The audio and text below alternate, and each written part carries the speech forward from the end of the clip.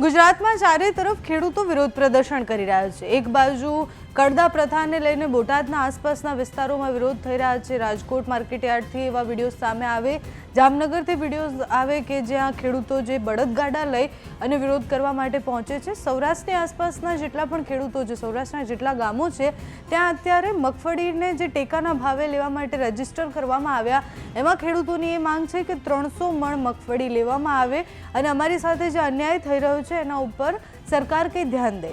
એક બાજુ કપાસની ખેતી કરતા ખેડૂતો પણ પરેશાન છે, બીજી બાજુ મગફળીની ખેતી કરતા ખેડૂતો પણ પરેશાન છે। એટલે ચારે બાજુ ખેડૂતોની સમસ્યાઓનો પાર નથી। કોઈ લડે છે તો પછી પોલીસ એને દંડા મારે છે અને આ સ્થિતિ ગુજરાતમાં કેમ છે ખબર નથી। અત્યારે કલ્યાણપુરથી વિડીયો સામે આવ્યા છે। પાલ આંબલિયા જે કોંગ્રેસના નેતા છે અને આમ મૂળ ખેડૂત નેતા તરીકે મુદ્દા ઉપાડતા હોય છે, એ કલ્યાણપુર કચેરીએ પહોંચ્યા હતા ત્યાં અધિકારી સાથે વાત કરવા માટે। 300 મણ ખેડૂતોના જે મગફળી જે છે એ ટેકાના ભાવે ખરીદવામાં આવે અને સાથે જ રજિસ્ટ્રેશનમાં જેટલી પણ ભૂલો આવી છે, રજિસ્ટ્રેશનમાં જે પણ સમસ્યાઓ છે એ બધાનો ઉકેલ લાવવા માટે બધા ખેડૂતો અને પાલ આંબલિયા ત્યાં ગયા હતા। તો આજે કલ્યાણપુર અધિકારીને મળવા માટે જ્યારે બધા લોકો પહોંચ્યા, ખેડૂતો પહોંચ્યા, ત્યારે શું થયું તે જોઈએ। જય જવાન, જય કિસાન, અમારી માંગે પૂરી કરો, અમારી માંગે।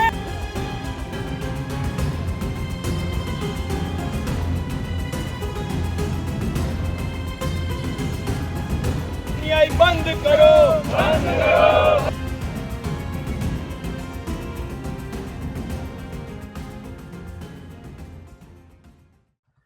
સરકારે જે રીતે અત્યારે એક નાની વાત આવી છે કે 15 લાખ મેટ્રિક ટનની આસપાસ ખરીદી કરવાની છે, એ પ્રમાણે જો હિસાબ કરો તો ટોટલ 9,33,000 ખેડૂતોના રજીસ્ટ્રેશન થયા છે। એક ખેડૂતના ભાગે 68 થી 70 મણ મગફળી માત્ર ખરીદી થાય એવી શક્યતાઓ દેખાય છે અને એના આધારે આજે અમે કલ્યાણપુર તાલુકા મથકે ખેડૂતોને સાથે રાખી અને બહુ સ્પષ્ટ માંગ કરી છે કે સરકાર ટેકાના ભાવે કાં તો 300 મણ મગફળીની ખરીદી કરે અથવા તો ખેડૂતના ખાતામાં ભાવ ફેરના રૂપિયા, જે ખુલ્લા બજારમાં અત્યારે ભાવ 750 થી 1000 રૂપિયા છે મગફળીનો અને ટેકાના ભાવને જે 1452 રૂપિયા છે, આ ભાવ ફેર 452 રૂપિયા ગુણ્યા 300 એટલે કે 1,35,000 ખેડૂતોના ખાતામાં સીધા જમા કરાવવામાં આવે।